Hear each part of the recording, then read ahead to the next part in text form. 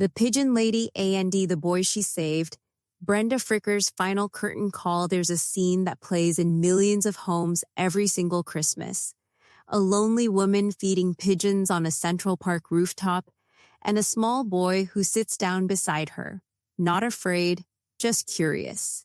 Over a few quiet minutes, two strangers teach each other something about trust, loneliness, and the courage it takes to let someone back in.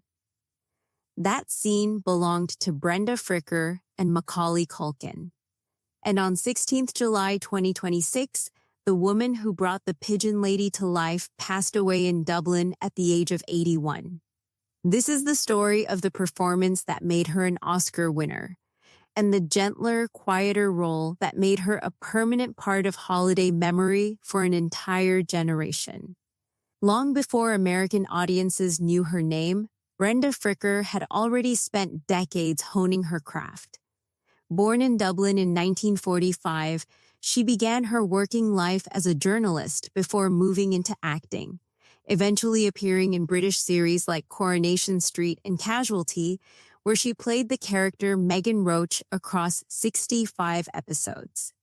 In 1989, she took on the role of Bridget Brown, the devoted real-life mother of Irish writer Christy Brown, in Jim Sheridan's My Left Foot, opposite Daniel Day-Lewis. At the 1990 Academy Awards, Fricker won Best Supporting Actress, defeating a field that included Julia Roberts and Angelica Houston, and became the first Irish woman in history to win an Oscar.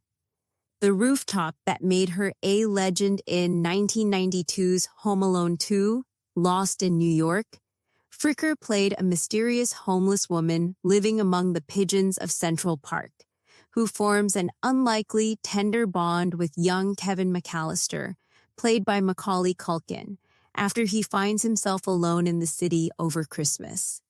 What could easily have been a forgettable supporting role became one of the emotional anchors of the entire film.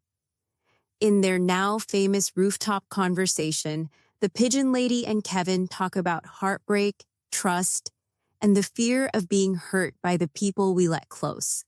A surprisingly mature exchange for a family Christmas comedy, and one that stayed with audiences for more than 3 decades. By the film's end, Kevin gifts her one of 2 turtle doves he'd bought earlier in the story, in a moment that's become one of the most quietly moving beats in the entire Home Alone franchise. A quiet final farewell as news of Fricker's passing spread, tributes poured in from across the industry. Her agent, Phil Belfield, confirmed that she passed away peacefully in Dublin after a period of ill health, describing her simply as a legend the world would never see the like of again. Ireland's Deputy Prime Minister Simon Harris also paid tribute, calling her one of the greatest ambassadors for Irish talent the world has ever known. As of the time of this video, Macaulay Culkin has not made a public statement addressing Fricker's passing.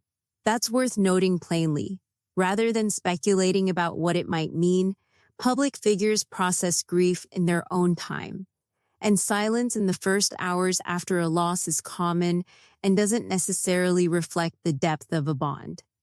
A legacy built on 2 remarkable performances, it's rare for an actor to be remembered so vividly for 2 entirely different roles at once, one that broke barriers in the history of the Academy Awards, and another that quietly became part of a beloved family tradition watched by millions every December.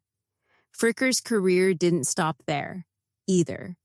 She went on to appear in films like So I Married an Axe Murderer, Angels in the Outfield, and A Time to Kill, continuing to work steadily right up until recent years, including a role in the 2024 film The Miracle Club. Every December, somewhere in the world, a family will sit down together, press play on Home Alone 2, and watch a small boy sit beside a lonely woman on a Central Park rooftop. For a few quiet minutes, Brenda Fricker will be there again. Patient, warm, unforgettable. That's the strange, beautiful gift of film. It lets us keep sitting beside the people we've lost, exactly as we remember them.